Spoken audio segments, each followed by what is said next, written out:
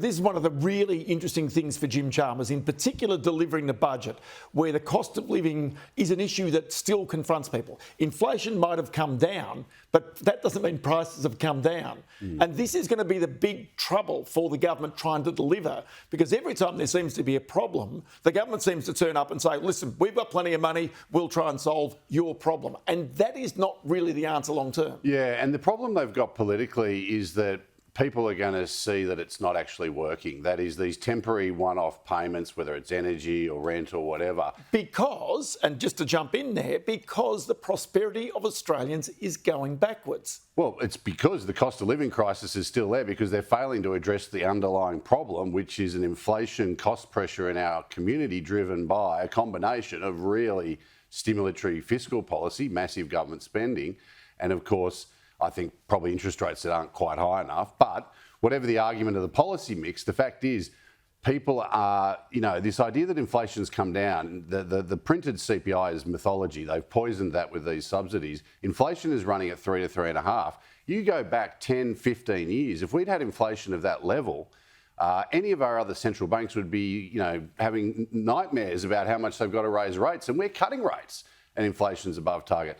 And the reality is for Australians, the cost of their food bill every week, their cost of their electricity every quarter, excluding the subsidies, is not going down. And so the government throws all this stuff saying it's cost of living relief, but people know it's not changing. Their living standards are still going down. And another part of this, which the government will not talk about, is bracket creep. Their tax burden for the middle part of Australia is getting larger. So that's a big player in how all Australians are feeling less well off. Yeah, and it's interesting, isn't it, when you go there, Stephen, because normally if you've got a 4.1% unemployment rate, which Australia has, there should be prosperity. People should feel good. But the reality is that people are not feeling good at the moment, and that kind of turns up in a lot of the opinion polls.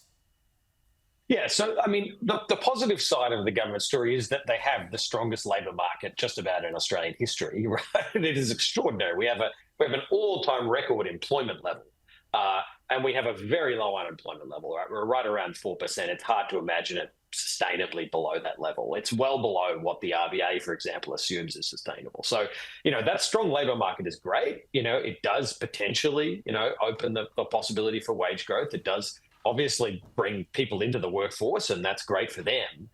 But we have to ask ourselves what the cost of that was and whether we got the balance right. And so, the RBA runs a sort of full employment target with its inflation target. It's meant to manage both of those targets. It's nailed the employment target, right? Nailed it right on, as low as it could possibly be, but at a very significant cost of living standards over the last 3 years, right? We have a sort of a 10% reduction in people's disposable income. We've got a 20% increase in the price level.